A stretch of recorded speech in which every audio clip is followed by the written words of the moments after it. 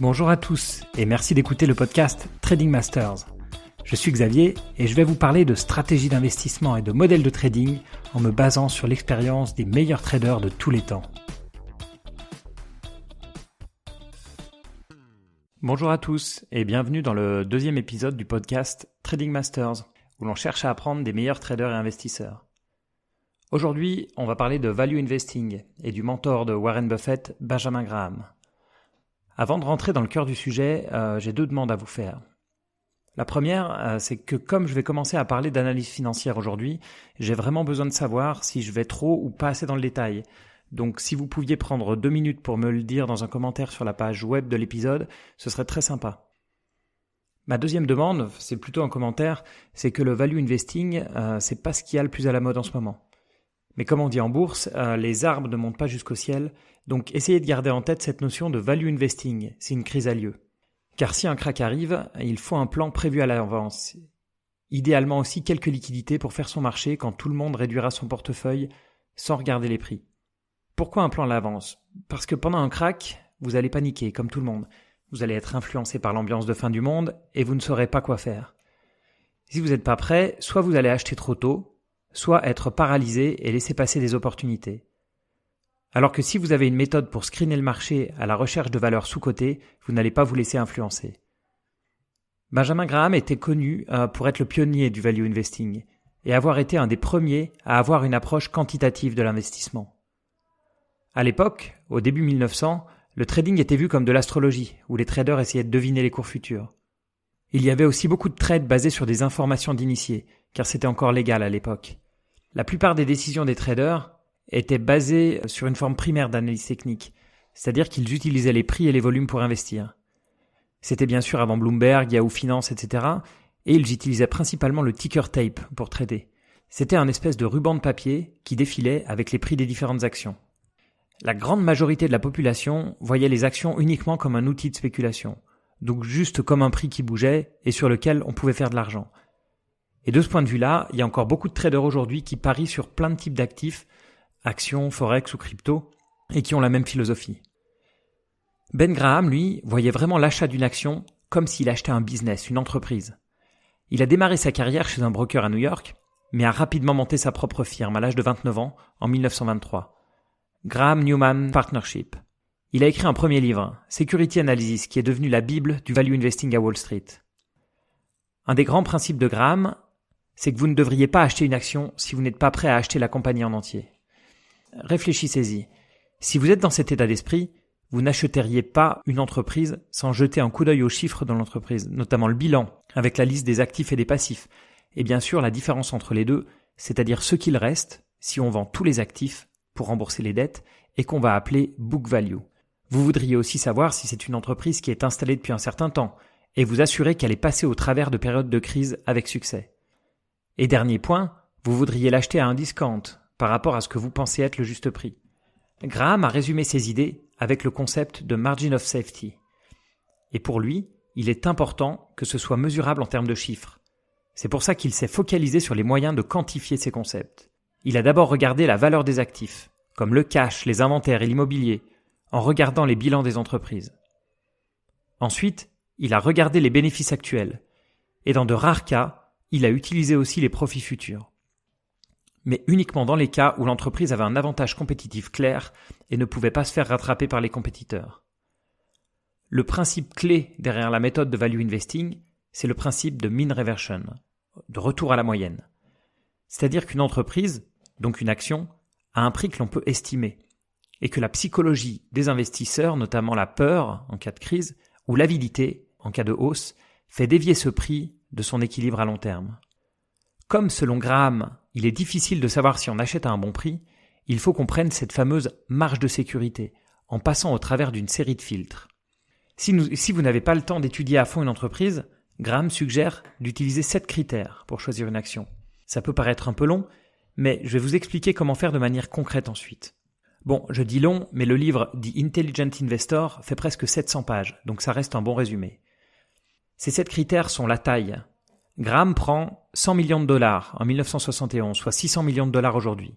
Ces entreprises ont moins de chances de faire faillite, plus de ressources et d'expérience pour passer les périodes difficiles. Deuxième critère, de bonnes conditions financières. C'est-à-dire que les current assets, les actifs, représentent au moins 2 fois le passif. Ensuite, la stabilité des bénéfices, c'est-à-dire des bénéfices depuis au moins 10 ans. Donc par définition, ça élimine toutes les entreprises de moins de 10 ans et celles qui sont cycliques. Avoir un historique de dividendes. Selon ce critère, il faut 20 ans ou plus de dividendes ininterrompus. Là, on élimine toutes les valeurs de croissance qui ne versent pas de dividendes. Ensuite, croissance des bénéfices d'au moins 33% sur les 10 dernières années. C'est sur 10 ans, donc c'est faisable. Et ça élimine les boîtes qui stagnent, même si elles payent des dividendes ou génèrent du cash. Un price-earning ratio modéré. Pas plus de 15 fois les bénéfices des dernières années. Le PE ratio, price divisé par earnings, c'est un concept clé. C'est le prix divisé par le bénéfice. Donc on peut dire que c'est l'inverse du rendement. Un rendement de 5% va donner un price-earnings ratio de 20. Dernier critère, un ratio de price to asset aussi modéré. Donc moins de 1,5 fois la book value, la valeur nette de l'entreprise. Je vous vois venir, vous vous dites mais qu'est-ce que c'est que ce truc ? Il faut passer des heures à analyser des entreprises, à éplucher tout leur bilan et compte de résultats. Mais en fait, pas du tout. Vous avez 2 solutions. Vous pouvez créer votre propre template Excel et remplir avec les différentes données. Par exemple, une ligne par action et une colonne par critère. Vous pouvez trouver facilement tous ces chiffres financiers sur MarketWatch par exemple. Vous allez trouver l'actuel PE, vous allez trouver l'EBITDA sur 5 ans, donc les earnings sur 5 ans pour calculer les 33%. Vu que c'est sur 5 ans, prenez peut-être 15% comme seuil. Ça vous permet aussi de valider qu'il y a bien de 5 ans de profit. Vous allez voir aussi les dividendes et sur la partie balance sheet du site, vous allez pouvoir comparer les actifs par rapport au passif. Bien sûr, l'idéal, c'est d'automatiser pour pouvoir screener tout le marché. Ce qui est facile pour ceux qui ont Bloomberg, mais pour les autres, je sais que des API existent, mais je ne sais pas si c'est gratuit. Après, ces données sont statiques, en tout cas pendant plusieurs mois, dans le sens où idéalement, dans le fichier, la plupart des données seront statiques, sauf le prix, qui agit bien sûr sur des ratios comme le price earnings ou le price to asset. Ce que vous pouvez faire, c'est un premier exercice qui consistera à préfiltrer les entreprises qui passent les critères d'actifs passifs, de bénéfices stables et de dividendes depuis 10 ans, même la croissance des profits. Vous allez éliminer peut-être 80% si ce n'est plus des actifs cotés. Ensuite, vous pouvez uniquement monitorer le PE et le price to asset pour essayer de trouver un point d'entrée. La deuxième solution, beaucoup plus rapide, c'est d'utiliser des screeners sur le web, comme vous pouvez les trouver sur Yahoo Finance ou sur macrotrends.net. J'aime bien Macrotrends, c'est difficile de jouer, c'est très facile au contraire de jouer avec les ratios et de voir si on est trop ou pas assez restrictif, parce qu'il vous donne en live le nombre de titres qui restent. Donc, jouez avec les ratios et vous allez voir, vous allez passer de 2000 à 1000 à 100 à 50 actions. Mais ça reste malheureusement très focalisé sur les US. Le screener de Google Finance est aussi très pratique. Et ça permet de jouer avec les chiffres. Par exemple, garder tous les titres avec un PI de moins de 15 et qui payent plus de 5% de dividendes, etc. Vous pouvez bien sûr adapter l'approche et mettre vos propres critères, mais faites juste attention, parce qu'on se retrouve vite avec un gros biais sectoriel. Et si vous êtes trop restrictif, vous allez assez rapidement vous rendre compte qu'il ne vous reste que des valeurs bancaires ou que des valeurs immobilières en fonction des ratios que vous utilisez. Quand on y pense, à propos de la masse de travail que peut demander l'analyse financière, si vous regardez ce type de méthode et si vous écoutez ce podcast aujourd'hui, c'est que vous avez quelques milliers d'euros à placer ou en tout cas que vous souhaitez le faire dans le futur, voire quelques dizaines de milliers ou plus. Mais c'est sûr qu'il y a un moment, il faut faire le travail.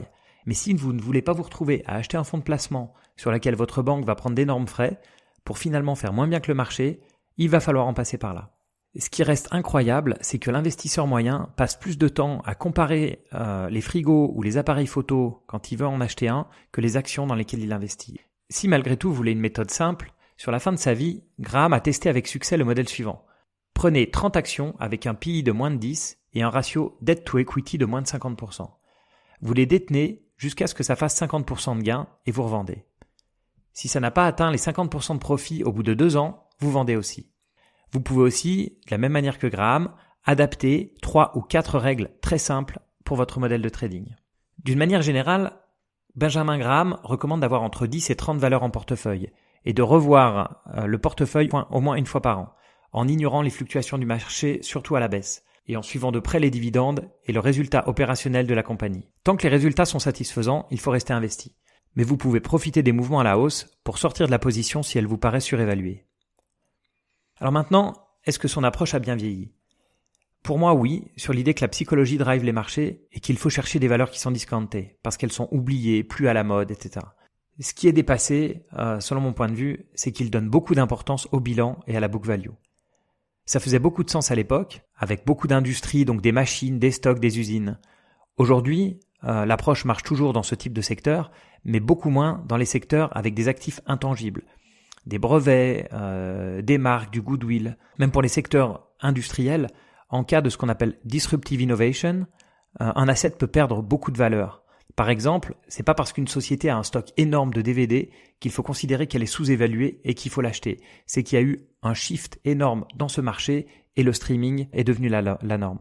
Après, en termes de secteur, c'est surtout au niveau des indicateurs à utiliser que ça change. Mais si vous utilisez les ratios basés sur les earnings, les bénéfices, par exemple EV sur EBITDA, entreprise value sur les bénéfices avant taxe, le price earning ratio, l'approche est toujours très valide. Un moyen plus moderne de calculer la valeur d'une entreprise, c'est le DCF, le discounted cash flow, qui est la somme actualisée des futurs cash flows d'une entreprise. Ce qui reste très d'actualité dans le modèle de Graham, c'est le côté systématique, qui permet de screener le marché en se basant sur quelques ratios. Graham avait compris bien avant tout le monde qu'en trading, nous sommes notre propre ennemi. On achète en haut et on vend en bas, avec nos émotions qui nous jouent des tours. Si on s'écoute, on achète en pleine bulle et on revend en plein crack. Alors, est-ce que ces modèles, basés sur de faibles price-earning ratio, price-to-cash-flow ou price-to-book, marchent ? Vous pouvez trouver de nombreuses études qui prouvent que ces modèles surperforment les modèles growth, donc les modèles de croissance qui utilisent des forts PI et des entreprises à forte croissance, ou même le marché. Et ce qui est incroyable, c'est que s'il n'y avait pas Warren Buffett, donc l'exemple vivant que cette stratégie non seulement marche très bien, mais surperforme la plupart des autres méthodes, le value investing serait complètement méconnu par la plupart des investisseurs, qui préfèrent se tourner vers les actions à la mode. Mais attention, si vous voulez faire du value investing, c'est un type d'investissement qui se fait sur la durée, car le marché peut prendre du temps, des années, à s'ajuster et à réaliser la vraie valeur d'une entreprise. Buffett sera d'ailleurs le sujet de notre 3e épisode, lui qui expliquait que sa stratégie était 85% Benjamin Graham et 15% Philip Fisher. On va s'arrêter là pour aujourd'hui. Je vous remercie d'avoir tenu jusqu'au bout. C'était peut-être un petit peu technique pour ceux qui n'ont pas l'habitude d'utiliser les ratios financiers. Ce serait super si vous pouviez me mettre 5 étoiles sur iTunes. Les revues iTunes, ça demande quelques manips, mais ça m'aiderait énormément à être bien classé. Et comme vous savez, j'en suis qu'au 2e épisode, donc j'ai besoin de rester motivé pour continuer sur ma lancée. Je suis aussi preneur de tous les commentaires, notamment si vous avez des sujets dont vous voulez qu'on discute. Pareil, si vous voulez faire une interview, si vous avez des connaissances spécifiques, je suis preneur pour faire un podcast via Skype avec vous. Voilà, merci à tous, ciao, au prochain épisode.